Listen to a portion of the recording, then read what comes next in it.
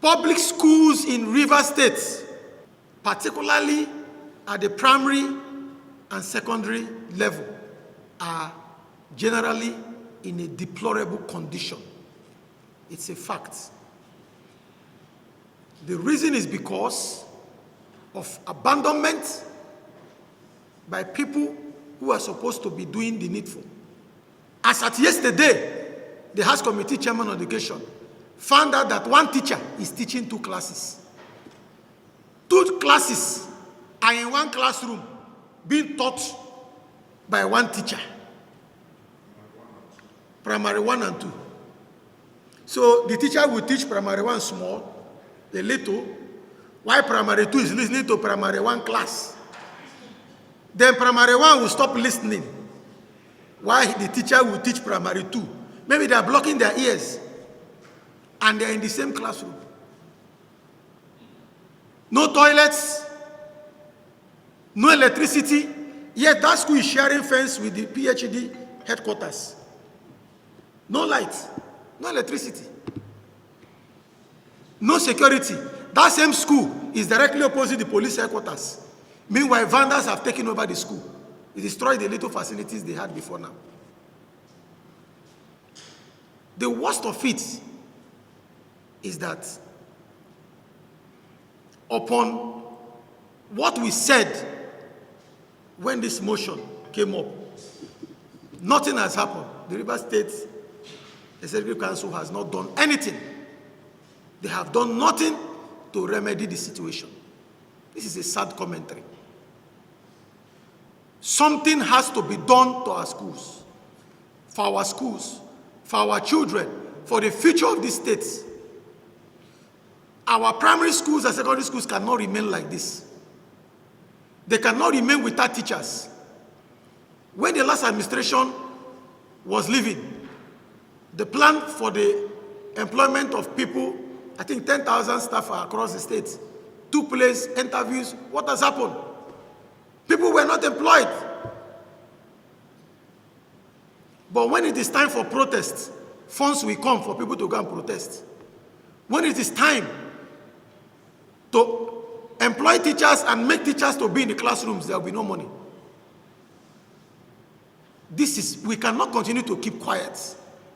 We cannot continue to fold our arms while our children continue to suffer, while teachers continue to cry. How would anyone believe that in the year 2025, in a state like Rivers State, one teacher will be teaching 2 classrooms under one roof? How will anyone believe that a school that is very close to the government house, in the year 2025, that pedestrians will be called to come and teach people because there are no teachers? This is an abomination. It is an aberration, and it is unacceptable. Something has to be done. We will not allow this indolence to continue. We are the only people mandated by law to fight for our people, fight for our parents. Parents are crying. The complaints we are getting, the pictures they are sending to us are coming from parents, from township school too. The other day, somebody went to a school in Eche and saw children inside a classroom with even weed on their roof. How the weed went to the roof and they are letting on that, I don't imagine. I'm trying to remember the name of that community now. It's appalling. Is it that we don't have funds in the states? Of course we have. As at the time the administrator Ibas was leaving, he left over 600 billion naira in the accounts of Rivers State. Over 600 billion by October. Can such funds be used to remedy the situation in our schools? Mr. Speaker, like my colleagues have said, that these 2 schools in one premises are the closest to government house, in fact, at the heart of Rivers State. If they could be like this, Mr. Speaker, one could imagine what schools in the chain have turned to. Some schools in the chain have turned to a place where hunters go for expedition to catch animals. Mr. Speaker, it's unfortunate that in 2025, Mr. Speaker, we are talking of a school, one teacher teaching 2 classes. Mr. Speaker, no wonder the private schools are thriving because there are no teachers in the schools. It's not peculiar to the UBE, even in the senior secondary schools. I want to add, Mr. Speaker, that in inviting the permanent secretary and the chairman of the UBE, the chairman of the senior secondary school should also be invited. Mr. Speaker, in our local schools, in the schools in the rural area, in some schools, there's no teacher at all. You have in some schools where you have one principal and no teacher in that school. And every day, this ministry allocates money monies are allocated to this ministry. One wonders what the monies allocated to them are being used for. So Speaker, I'm in support that without delay, that these officials of the ministry and the boards should be invited so that we will know what is happening to our schools. I will not watch and sit down and watch our schools collapse. Thank you, Mr. Speaker. No desk, no chair. That tells you our children they sit on the floor. No window, no doors. If it is raining, it's windy. No window to close, no door. Cold. You know, when you carry a dead body of another person, it's like you're carrying a lot of food. The people responsible, because they are able and capable to pay school fees in private schools, they no longer care for the less privileged. So disheartening. I think I will align myself to Commission 4 that says state of emergency should be declared, and I support. Thank you, Mr. Speaker. I rise again just to support the report of the House Committee on Education on the verification visit to Township School 2, Moscow Road, Port Harcourt. Mr. Speaker, I wouldn't want to say much, but it is happening. This particular problem in River State, to me, is not new. Mr. Speaker, last year, the House Committee on Education visited Calabari Girls High School. The school was refurbished by the past administration. And when we got there, we met the principal of the school. The House Committee Chairman on Education was there with us. The principal cried that please, we should thank these people, the members of the 10th Assembly, for a job well done. But the House should know that they don't have teachers, that they lack teachers.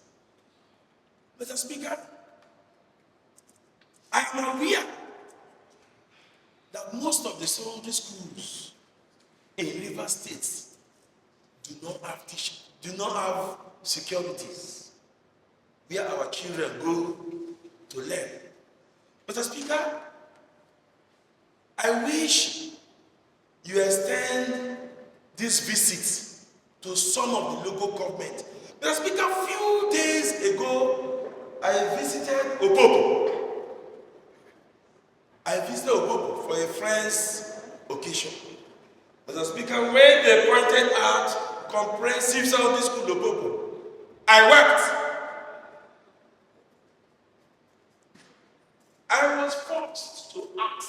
if the school was located, or they said no, not located, this is the school.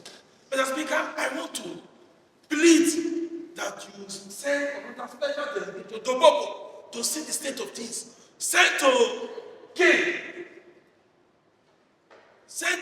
and some other places. Yesterday, during visitation to that school, Mr. Speaker, this report is very explanatory.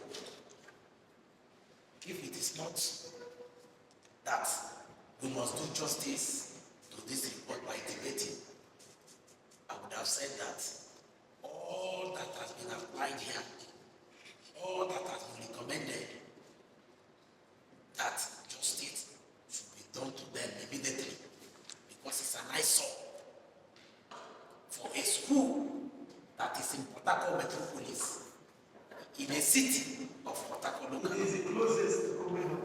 It's close to government. Just like said, thank you, Mr. Speaker, for adding that.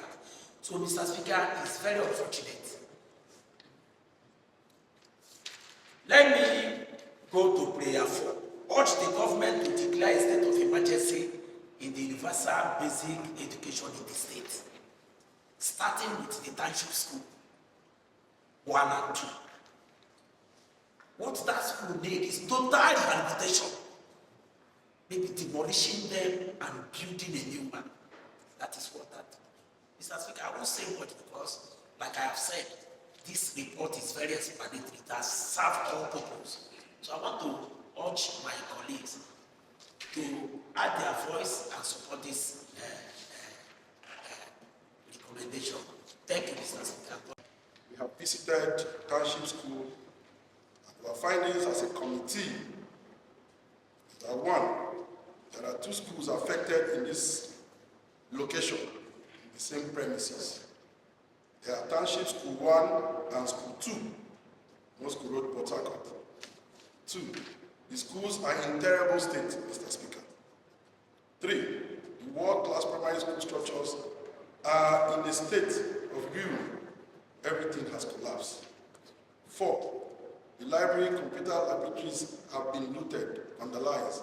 The desks, number 5, chair, windows, doors have been vandalized. 6, electrical appliances, everything that has to do with computer for the learning of the children has been carted away by criminals, young criminals. School 1 has only 4 permanent teachers and 3 support teachers. School 2 has 5 permanent teachers and 3 support teachers. Only 4 teachers? Yes, sir. Yes, sir. A support teacher in School 2 was seen teaching primary 1 and primary 2 together in the same class. One teacher is teaching 2 classes. Mr. Speaker, in the same class. During debate, I would like to inform this House of what I saw, what we witnessed as a committee. It will interest you that River State, we are going backward. But let me just give the report as it is for my colleagues to understand where we are going as a state. The support teachers are given a token by head mistress. Some of them are given 2,000 to work for 2 weeks because they don't have job. So they just throw in to help to teach the children of River State in 21st century, Mr. Speaker. The schools are growing. Mr. Speaker, these are the findings that we committee. We even had photographs and we had even speeches from the support staffs in River State, 21st century, that people strove to come and help the headmistress. A school that should have 12 staffs has only 3 staffs. And we have from primary 1 to primary 6, Mr. Speaker. Our students, our children are suffering. Because the water facilities are not functioning. I saw the children urinating outside. Mr. Speaker, it's a sad thing.